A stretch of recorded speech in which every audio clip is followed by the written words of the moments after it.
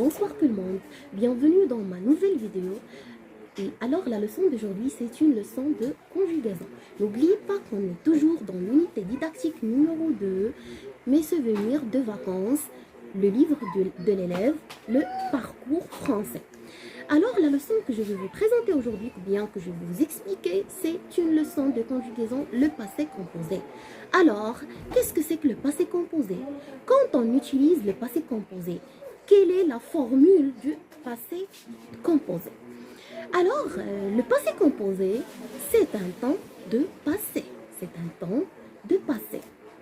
Mais, quand on parle du passé composé, on parle d'une action qui est complètement terminée au passé. D'une action qui est finie au passé. D'une action qui commence au passé et se termine au passé. D'une action qui ne déroule pas dans un long temps. D'accord? C'est ça le passé composé. Et mieux de passé composé, c'est l'auxiliaire plus le participe passé du verbe conjugué. C'est pour cela qu'on s'appelle composé, parce qu'il se compose de deux parties. Il se compose de deux parties. La première partie, c'est l'auxiliaire, être ou bien avoir, et la deuxième partie, c'est le participe passé du verbe conjugué. Alors, le passé composé, ou bien la formule de passé composé, c'est l'auxiliaire être plus le participe passé du verbe conjugué. Aujourd'hui, nous allons voir le passé composé des verbes usuels. Donc, on va parler des verbes de premier groupe, on va parler des verbes de deuxième groupe, et on va parler des verbes de troisième groupe. Alors, quand on parle des verbes de premier groupe, ou bien le participe passé des verbes de premier groupe, les verbes de premier groupe, ce sont des verbes réguliers. Ce sont des verbes réguliers. Ils ont le même radical. Ils ont le même radical. Alors, tous les verbes de premier groupe se conjuguent de la même façon. Ils ont les mêmes terminaisons. Alors, même le participe passé, ils ont aussi le même participe passé. Alors, le participe passé des verbes de premier groupe, on efface ou bien on supprime le ER et on le remplace avec E accent. Alors, tous les verbes de premier groupe, ou bien le participe passé de tous les verbes de premier groupe se terminent avec E accent. Ils se terminent avec E accent. Et les verbes de deuxième groupe, le participe passé des verbes de deuxième groupe se termine avec I. Se termine avec I. On efface le IR parce que les verbes de deuxième groupe se terminent avec IR. Alors, pour faire le participe passé des verbes de deuxième groupe, on efface, on supprime le IR et on le remplace avec I. Avec I. Par contre, les verbes de troisième groupe, et n'oubliez pas ça, notez bien ça, les verbes de troisième groupe, ce sont des verbes irréguliers. Ce sont des verbes irréguliers. Pourquoi ils sont des verbes irréguliers? Parce que chaque verbe a son radical. Parce que chaque verbe a sa façon ou bien à sa manière de conjuguer. Parce que chaque verbe a ses terminaisons. La terminaison des verbes de troisième groupe se change de verbe à autre ou bien se diffère du verbe à autre. Même le participe passé. Alors le participe passé des verbes de troisième groupe aussi se diffère ou bien se change du verbe à autre. Il se change du verbe à autre. Parce que, comme j'ai dit, les verbes de troisième groupe, ce sont des verbes irréguliers. Le verbe prendre, on fait le participe passé de verbe prendre, on pas supprimer ou bien effacer quelque chose, mais le radical du verbe se change. Tout le radical du verbe se change. Le verbe prendre devient pris. Le verbe vouloir devient voulu. Le verbe pouvoir devient pu. Le verbe vendre devient vendu. Le verbe lire devient lu. Donc, Donc les verbes de troisième groupe, chaque verbe a son participe passé. Chaque verbe a son propre participe passé. C'est pas comme le premier groupe et les verbes de deuxième groupe. Alors, c'est ça, le passé composé.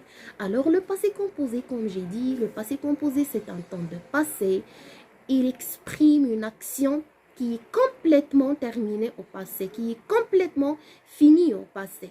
Le passé composé, on l'appelle composé parce qu'il se compose de deux parties. La première partie, c'est l'auxiliaire être ou bien avoir. Et la deuxième partie, c'est le participe passé du verbe conjugué. Alors, notez bien, notez bien, notez bien, notez bien. Alors, le participe passé des verbes qui se conjuguent avec l'auxiliaire être s'accorde en genre et en nombre. Donc, le participe passé prend la forme de sujet. Il prend le nombre de sujets, ou bien de pronoms personnels, sujet, ou bien de groupe nominal sujet, qu'il y a dans la phrase. Donc, le participe passé des verbes conjugués avec l'auxiliaire être s'accorde en genre et en nombre. Si le pronom ou si le sujet masculin singulier, le participe passé doit être masculin singulier. Si le sujet féminin singulier, le participe passé doit être au féminin singulier. Si le sujet au masculin pluriel, le participe passé doit être au masculin pluriel. Si le sujet au féminin pluriel, le participe passé doit être au féminin pluriel. C'est ça l'accord du participe passé avec le sujet. Par contre, les verbes qui se conjuguent avec l'auxiliaire avoir, leur participe passé ne s'accorde ni en genre ni en nombre. Il reste comme il est. Il reste comme il est. Donc voilà, c'est ça le passé composé, c'est ça l'utilisation du passé composé et c'est ça la forme du passé composé. En bref, tout court et à toute vitesse. Le passé composé, c'est un temps de passé. On l'utilise pour exprimer une action qui est complètement finie au passé, qui est complètement terminée, qui est complètement finie au passé. Donc, c'est ça le passé composé. Le passé composé, pourquoi composé? Parce que ce temps est composé de deux parties. La première partie, c'est l'auxiliaire être ou bien avoir. Et la deuxième partie, c'est le participe passé du verbe conjugué. Alors, le participe passé des verbes de premier groupe reste le même. Ils ne changent pas, ils ont le même participe passé. Tous les verbes de premier groupe ont le même participe passé parce que les verbes de deuxième groupe, des verbes de premier groupe, se terminent avec ER. Alors, on change le ER avec E accent. Pour les verbes de deuxième groupe, tous les verbes de deuxième groupe se terminent avec IR. Alors, ils font leur participe passé avec I. Mais par contre, les verbes de troisième groupe, ce sont des verbes irréguliers, comme j'ai dit. C'est pas comme les verbes de premier groupe et les verbes de deuxième groupe. Les verbes de premier groupe et de deuxième groupe, ce sont des verbes réguliers. Réguliers et se conjuguent de la même façon, de la même manière. Par contre, les verbes de troisième groupe, ce sont des verbes irréguliers. Ils n'ont pas le même radical, ils n'ont pas les mêmes terminaisons, ils ne se conjuguent pas de la même façon. C'est pour cela qu'ils sont irréguliers. C'est pour cela qu'ils n'ont pas le même participe passé. Alors, chaque verbe a son participe passé. C'est à vous de prendre par cœur tous les verbes du premier groupe, de deuxième groupe et de troisième groupe par cœur et mémorisez bien les participes passés des verbes et surtout les verbes de troisième groupe.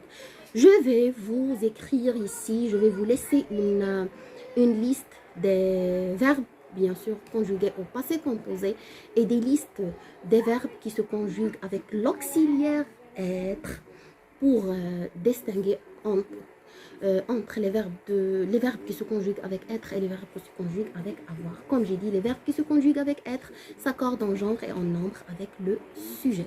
Et les verbes qui se conjuguent avec avoir, ou bien le participe passé des verbes qui se conjuguent avec l'auxiliaire avoir, ne s'accordent ni en genre ni en nombre. J'espère que la leçon était bien claire pour vous, était bien facile.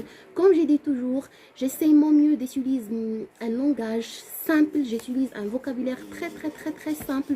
Je choisis mon vocabulaire avant de commencer pour être clair pour tout le monde. Les élèves, les parents et les gens qui vont voir ma vidéo.